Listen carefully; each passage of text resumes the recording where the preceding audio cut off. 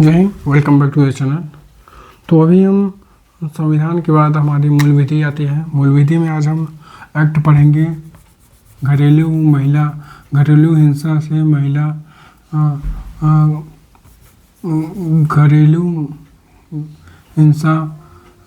हिंसा में मूल विधि तफसीर। घरेलू हिंसा महिला का संरक्षण अधिनियम एक्ट है, अधिनियम। घरेलू हिंसा में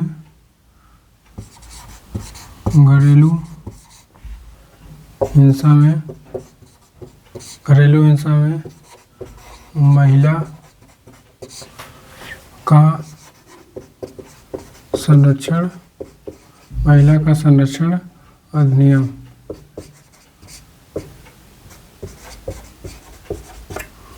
घरेलू हिंसा में महिला का संरक्षण अधिनियम, इस एक्ट को आज हम पूरा करते हैं। इसमें इसका विस्तार पूरे संपूर्ण भारत में है।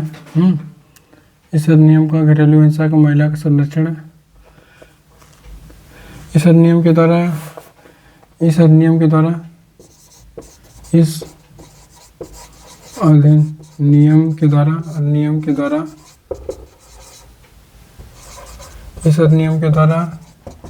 घरेलू हिंसा महिला संरक्षण है। घरेलू हिंसा महिला संरक्षण अधिनियम है, अधिनियम बनाया गया है। यानी protection of domestic violence, protection of domestic violence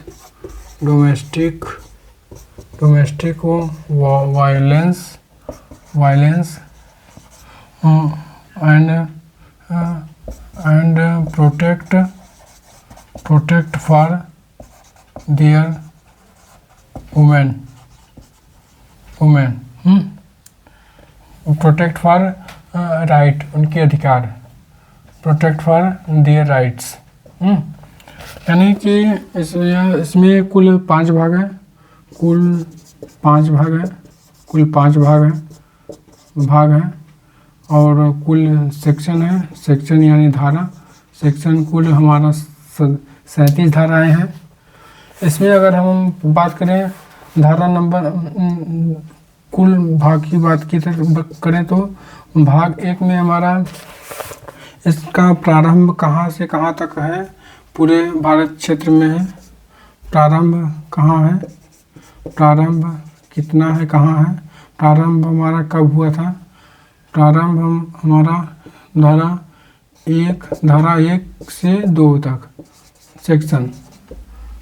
section हमारा 1 से लेकर 2 तक है।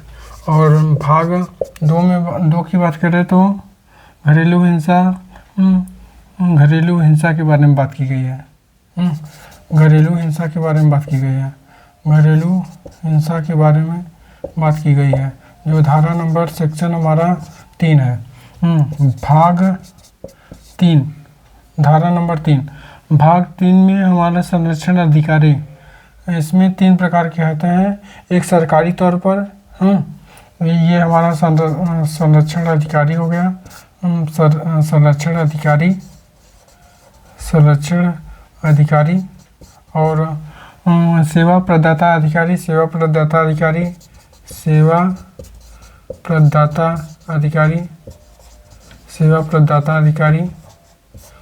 और सेवा संरक्षण अधिकारी सीधे सरकार नियुक्त करती है, और सेवा प्रदाता अधिकारी यानी कि सेवा प्रदाता वह किसी कंपनी से हो सकता है, जैसे कि बहुत सारे NGO बने हुए हैं, उस तरह के ये व्यक्ति होते हैं जो सरकार के द्वारा पैसे दिए जाते हैं उस NGO के, उसमें का अधिकारी। इसमें इनके कर्तव्यों की बात की गई है। इसमें इनकी कर्तव्यों की बात की गई है। धारा 3 में भाग 3 में और धारा 4 से लेके धारा 4 से लेके सेक्शन 4 से लेके 11 तक की बात की गई है। इनके कर्तव्यों के बारे में बात किया गया है। संरक्षण अधिकारी यानी प्रोटेक्शन ऑफिसर की बात की गई है। और सेवा प्रदाता या अधिकारी यानी सर्विस प्रोवाइडर की बात की गई है। सर्विस प्रोवाइडर की बात की गई है। धारा 4 से लेकर 11 तक भाग 3 और भाग 5 में भाग 4 में हमारा अनुदेशों के आधार के प्रावधान है। अनुदेशों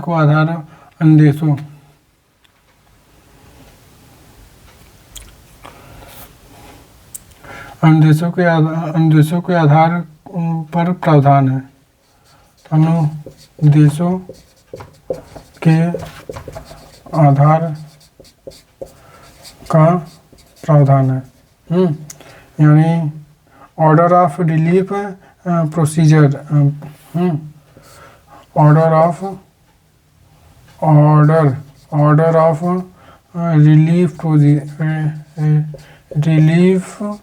रिलीफ प्रोसीजर क्या है? प्रोसीजर तरीके क्या हैं आपको रिलीफ मानी अगर उसमें छुटकारा पाना है तो क्या प्रोसीजर है कि हम बच सकते हैं। इसमें 14 से लेके 29 तक की धाराएं हैं। 12 से लेके 29 तक की धाराएं हैं। और भाग 5 में हमारा इसमें प्रकीर्णन यानी मिसलेनियस की बात की गई है। प्रकीर्णन यानी मिसलेनियस की बात की गई है। इसमें हमारा धारा 30 से लेके 37 तक है। यानी घरेलू हिंसा महिला संरक्षण अधिनियम, यह हमारा कुल टोटल 5 भाग और 37 अनुच्छेद हैं, आर्टिकल हैं, धाराएं हैं। 37 धाराएं हैं, 5 भाग हैं। पहले भाग में प्रारंभ कहाँ है, किस दिन हुआ था, किस दिन पारित हुआ, किस दिन लागू हुआ और किस भारत के किस क्षेत्र तक लागू है। और भाग 2 में घरेलू हिंसा के बारे में बात की गई है जो धारा नंबर सेक्शन 3 में है। भाग 3 में संरक्षण अधिकारी होगा, सेवा प्रदाता अधिकारी के कर्तव्यों और कार्य की बात की गई है जो धारा सेक्शन 4 से लेकर 11 तक के है। और प्रोटेक्शन अधिकारी और सर्विस प्रोवाइडर अधिकारी भाग 4 में देशों के आधार पर प्रावधान हैं जो सेक्शन 12 से लेकर 29 तक के हैं। ऑर्डर ऑफ रिलीफ प्रोसीजर क्या है? भाग 5 में प्रकीर्णन मिसलेनियस है जो 30 से लेकर 37 तक है। ये है हमारे घरेलू हिंसा में महिला संरक्षण अधिनियम एक्ट है। 5 भाग 37 अनुच्छेद। इसके पहले हम दहेज डाउरी एक्ट पढ़ चुके हैं जिसमें से केवल 10 एक्ट थे, उसमें कोई भाग नहीं थे। उसमें अगर हम बात करें तो पूरे संपूर्ण भारत में लागू किया गया है। और धारा 2 में अगर डाउरी एक्ट की बात करें, मुजवानी अगर हम बात करें तो वो सेक्शन 1 में किस पूरे संपूर्ण भारत में लागू है। धारा 2 सेक्शन 2 में डाउरी एक्ट में धारा 2 में परिभाषा की बात की गई है। और धारा 3 में दहेज देना और लेना अपराध है, इसमें की बात की गई है। और धारा 4 में दहेज मांगना अपराध है, इसमें 2 साल से लेके 6 माह से लेके 2 साल तक का कारावास हो और 15,000 तक रुपए तक का जुर्माना हो सकता है। और जितनी भी और फिर धारा 5 में ये सारी चीज़ें जो भी मांग करता है, जो भी लेन देन होता है, ये सारी चीज़ें गलत हैं, शून्य है। धारा 5 में बात की गई है। और संरक्षण अधिकारी का भी उल्लेख किया गया है। और 10 में राज्य सरकार कानून बना सकती है, केंद्र सरकार कानून बना सकती है। धारा 9 में राज्य सरकार कानून बना सकती है। सारी चीज़ें हैं, जो चीज़ें याद थी वो हमने मुझे बोल दिया।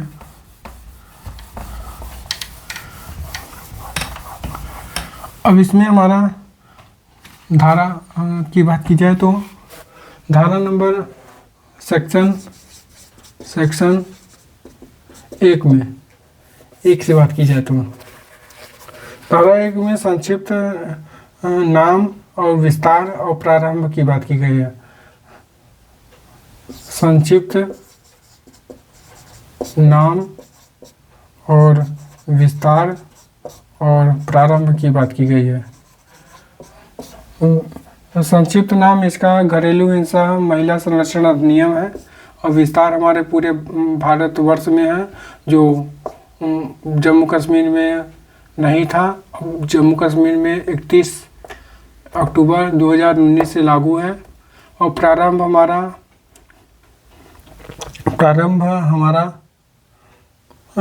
26 अक्टूबर 2006 से हमारा यह लागू है। 26 अक्टूबर 2006 से हमारा लागू है। अब यह घरेलू हिंसा महिला संरक्षण अधिनियम 2005 में 2005 इसलिए कहते हैं कि राष्ट्रपति मंजूरी जब पारित हो जाता है, संसद लोकसभा से पारित होता है, राज्यसभा से पारित होता है, फिर उसके बाद राष्ट्रपति जब सिग्नेचर करते हैं तब यह पारित माना जाता है कि पारित हो गया। और ये जब लागू कर दिया जाता है तो पूरे 26 अक्टूबर 2006 से यह लागू है।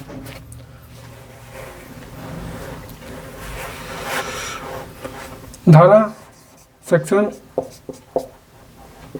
2 धारा 2 में परिभाषा की बात की गई है।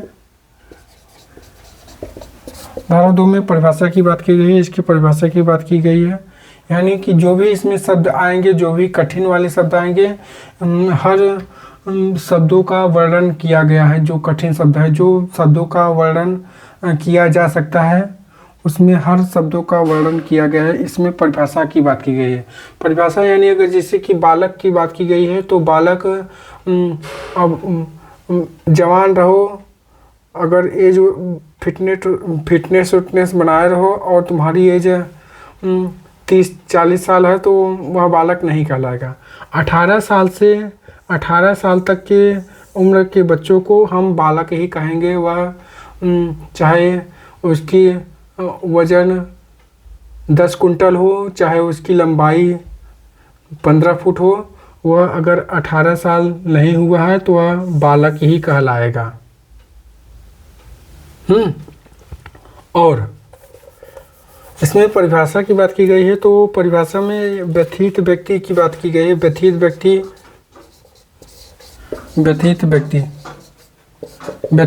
की बात की गई है। एग्रीगेटिव पर्सन,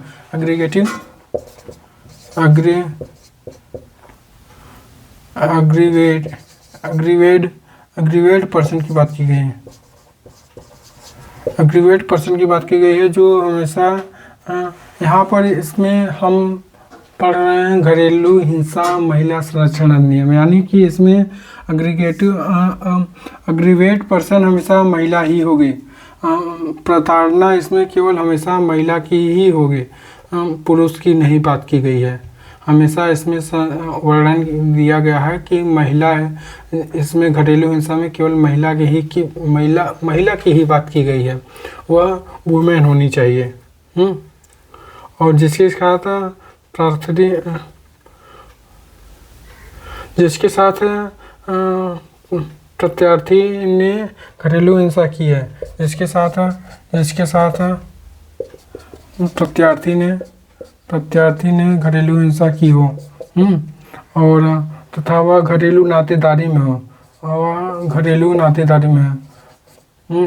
जिसके साथ प्रत्याशी ने घरेलू हिंसा की हो और वह किसी महिला किसी उसके संबंध में हो, रिलेशन में हो, और फिर घरेलू हिंसा में हो चुका हो, और घरेलू हिंसा हो चुकी हो, या फिर घरेलू हिंसा हो चुकी हो, या फिर आशंका हो ऐसी हिंसा होने की,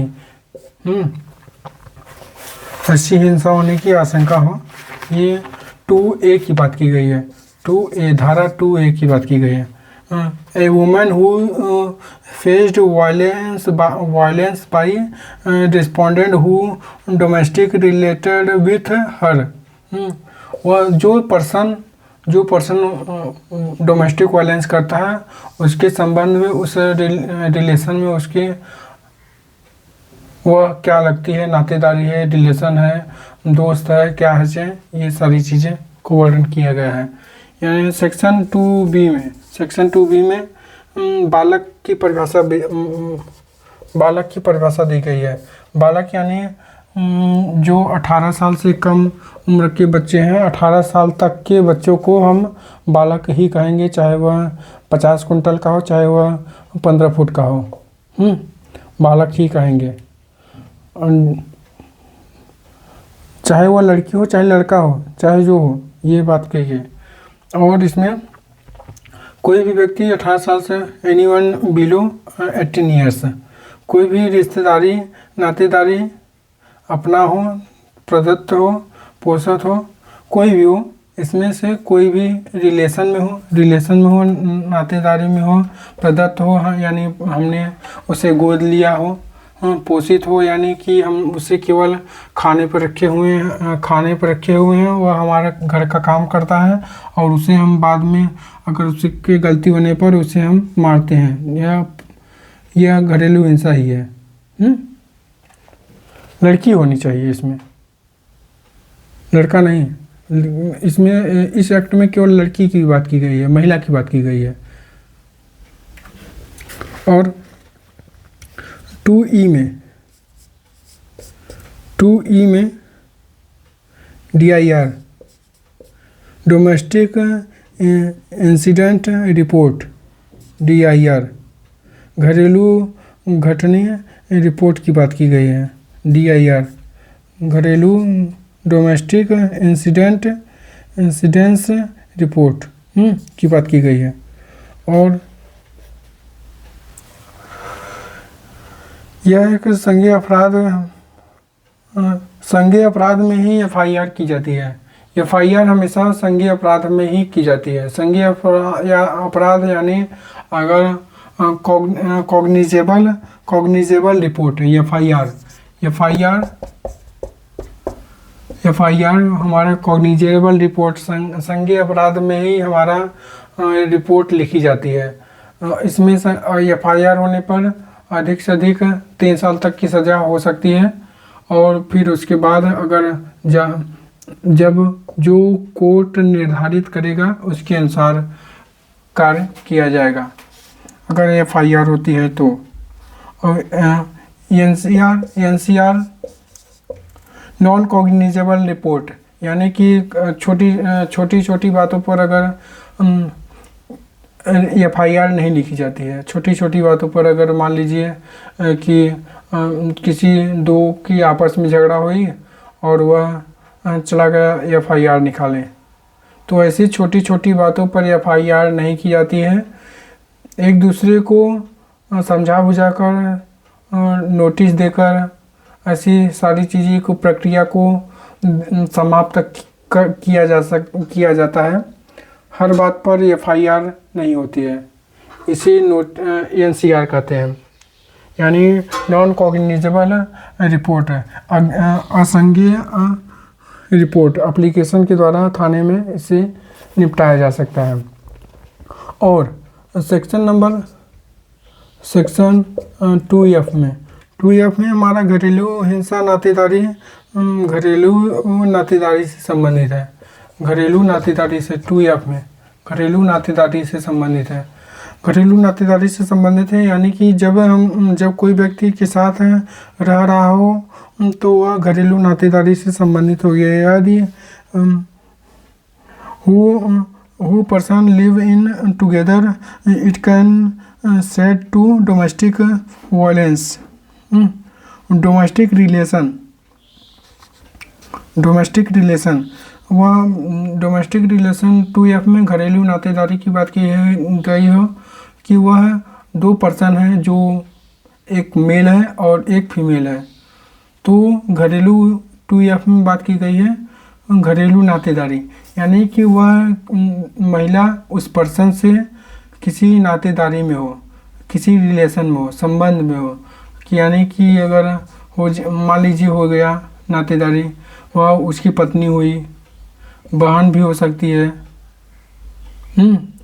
कोई भी अन्य रिलेशन, ब्लड रिलेशन होना चाहिए, आवश्यक होना चाहिए। और फिर मैरिटल रिलेशन भी होना चाहिए। अगर यानी मैरिटल रिलेशन यानी शादीशुदा उस व्यक्ति का आपस में शादी हुई हो। मैरिटल रिलेशन अडॉप्टेबल रिलेशन यानी कि उस व्यक्ति ने उस महिला को गोद लिया है, उस वुमेन को गोद लिया है, अडॉप्टेबल रिलेशन हो गया।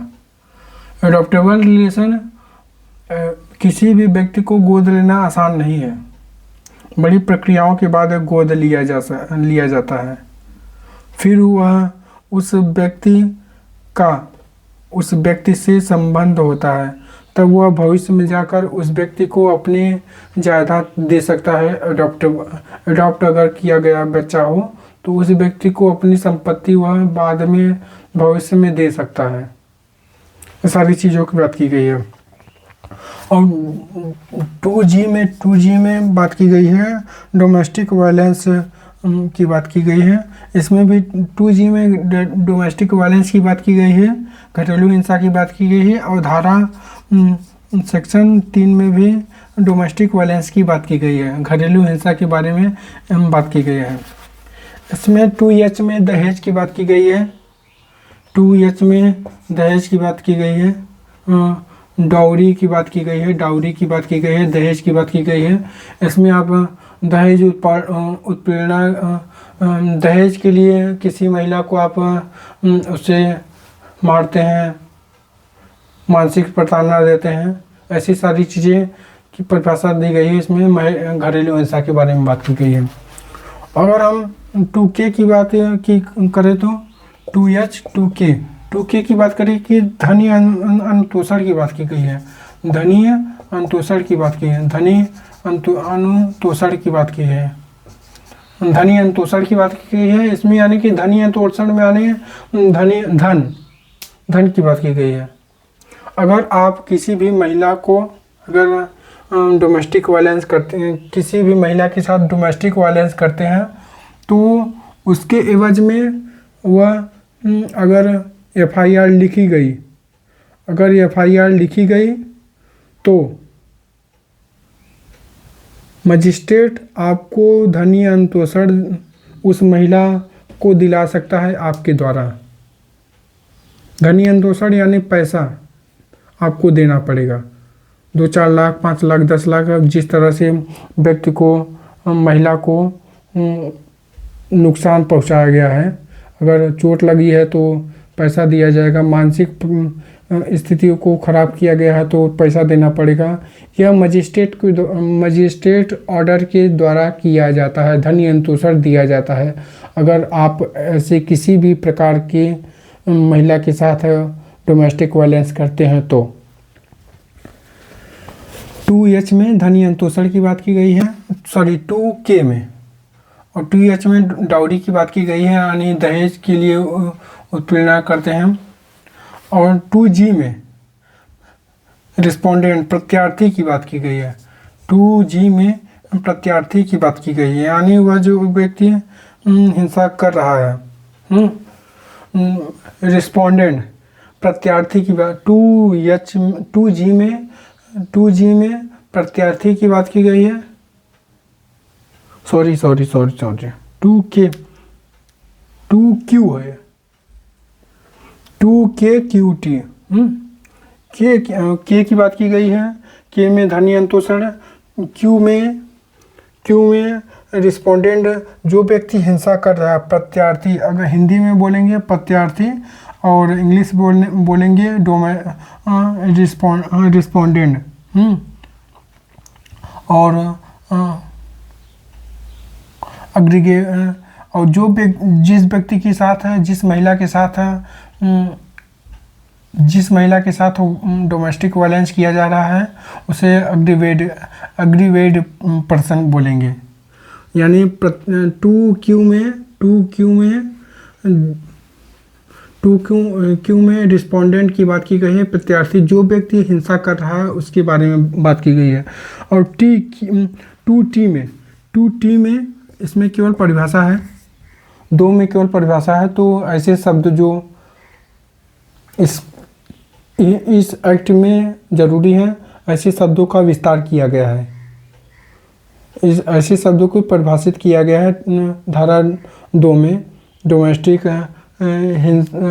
घरेलू हिंसा महिला संरक्षण अधिनियम में। 2T में आश्रय गृह की बात की गई है।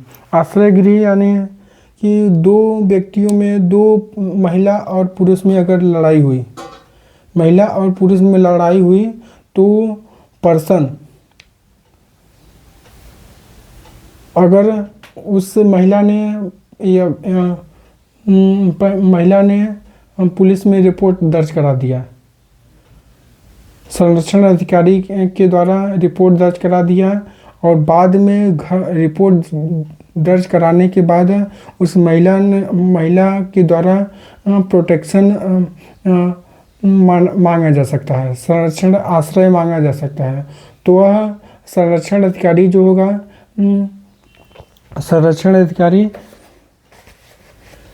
होगा, वह उस महिला को प्रोटेक्शन ऑफिसर जो होगा उस महिला को एक सेफ हाउस घर दिलाएगा जो राज्य सरकार के देखरेख में रहता है। उस महिला को अगर वह घर जाने के बाद भी पर्सन फिर से गलत उसके साथ डोमेस्टिक वायलेंस करता है तो ऐसी चीज़ें ना हो, दोबारा ना हो, इसके लिए आश्रय गृह बनाया गया है। और जो संरक्षण अधिकारी प्रोटेक्शन ऑफिसर खुद अलॉट करवाता है, वह राज्य सरकार के अधीन होता है। राज्य सरकार उसकी देखरेख करती है संरक्षण आश्रय गृह की।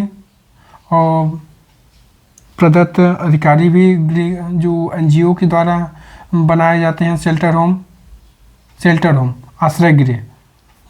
तो 2T में आश्रय गृह की बात की गई है। 2T में आश्रय गृह की बात की गई है। और अगर धारा हम H की बात की जाए,